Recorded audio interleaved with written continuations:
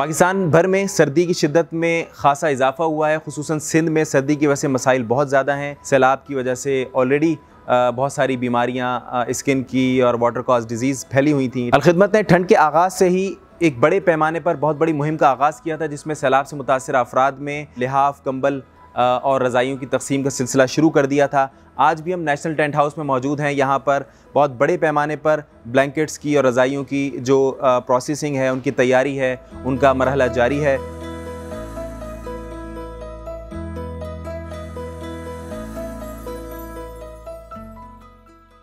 और हमारी कोशिश है कि इंशाअल्लाह 10 से 15 दिन के अंदर अंदर अपनी इस कैंपेन को हम क्लोज़ करेंगे और हमें उम्मीद है कि इस टाइम में हम सिंध के हर उस फ़र्द तक पहुँचेंगे जो इस सर्दी की शिद्दत में कंबल से, रज़ाई से महरूम है। इस मौके पर हम मशकूर हैं अपने तमाम डोनर्स का, जिन्होंने इस पूरी मुहिम में बढ़ चढ़ कर हिस्सा लिया और ये जो विंटर कैंपेन है हमारी, वो भी इस सिलसिले की अहम कड़ी है। मैं कोका कोला इंटरनेशनल पाकिस्तान का भी बेहद मशकूर हूँ कि जिन्होंने पाकिस्तान में सैलाब मुतासरीन की दादरसी के लिए अलखिदमत फाउंडेशन का इंतखाब किया।